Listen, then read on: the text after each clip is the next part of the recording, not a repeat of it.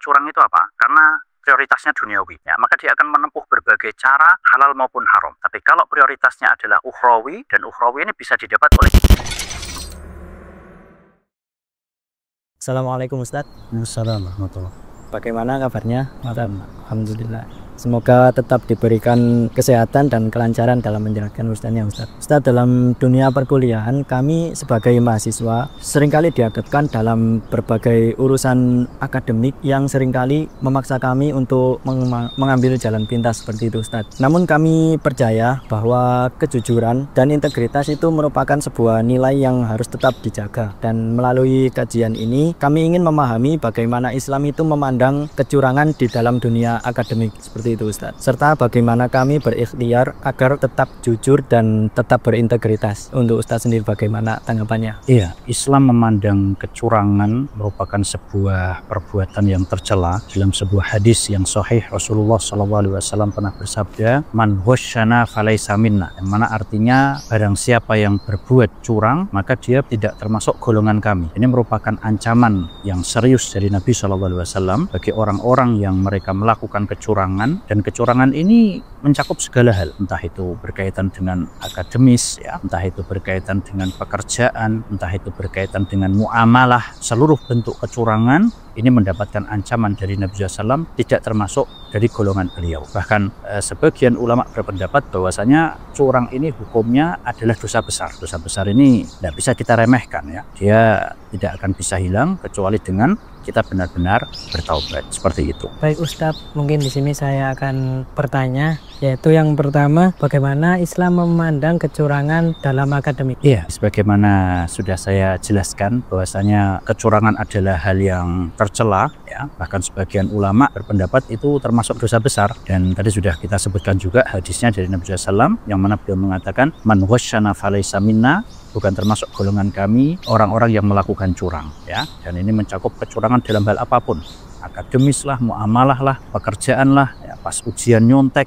suruh mengerjakan skripsi tapi dia lakukan dengan cara yang tidak baik, ini masuk ke dalam ancaman tersebut, seperti itu. Apa bentuk ikhtiar yang konkret agar bisa belajar jujur meskipun itu sulit? Caranya adalah dengan kita melihat ke efek dari kejujuran itu sendiri. Selain kita lihat efek dari kecurangan adalah dia yang pertama dalam hal akademis, dikhawatirkan ilmunya tidak berkah. Mungkin secara di atas kertas dia lulus mungkin, tapi kedepannya ketika sudah terjun di masyarakat, ketika dia dituntut untuk mengamalkan ilmunya, khawatirnya kurang berkah. Kemudian kita juga harus lihat efek dari kejujuran. Dalam sebuah hadis Nabi SAW pernah bersabda, kejujuran ini akan membawa seseorang ke dalam surga. Hasil apapun yang kita dapatkan selama kita mendapatkannya dengan kejujuran, maka kita harus yakin itu akan menghasilkan efek yang positif. Dunia maupun akhirat, entah berkaitan dengan karir kita, berkaitan dengan keluarga kita, berkaitan dengan akademis kita, selama kita bangun seluruh hal itu dengan kejujuran, maka akan menghasilkan efek positif dan juga keberkahan dalam hidup kita. Seperti itu. Saya juga ingin bertanya kepada Ustadz, bagaimana memupuk integritas dalam suasana kompetitif? Caranya adalah, salah satu tipsnya, dengan kita menjadikan tujuan utama kita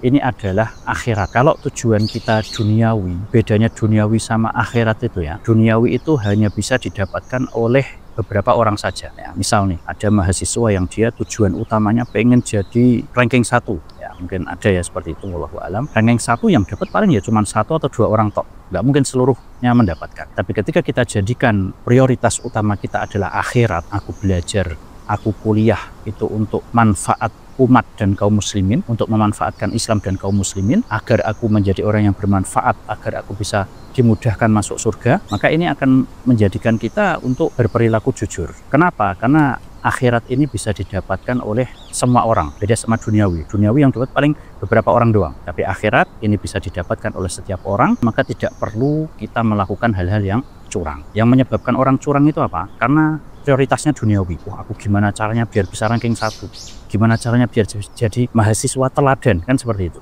Ya, maka dia akan menempuh berbagai cara halal maupun haram. Tapi kalau prioritasnya adalah ukhrawi, dan ukhrawi ini bisa didapat oleh seluruh orang, tidak hanya beberapa saja, sehingga dia tidak akan menerjang berbagai cara yang yakni halal maupun haram, seperti itu. Wallahu a'lam. Baik Ustadz, mungkin pertanyaan terakhir dari saya nih, apa bahaya jangka panjang dari kebiasaan tidak jujur dalam belajar? Jangka panjangnya ya, mungkin seperti tadi saya sebutkan, ke depannya ketika dia mungkin sudah lulus, dia akan mendapatkan ijazah. Di situ tertulis nilainya, ya, yang aslinya mungkin berapa, tapi karena dia melakukan beberapa hal yang tidak jujur, akhirnya mungkin nilai yang di situ bukan murni hasil dari dia. Kemudian dia akan gunakan ijazah tersebut untuk melamar kerja. Dari pekerjaan tersebut dia akan mendapatkan gaji. Nah, ini khawatirnya. Ketika pekerjaan tersebut didapatkan dengan cara yang tidak benar, khawatirnya gajinya kurang berkah. Ya, gajinya nanti dia yang makan, istrinya, anaknya.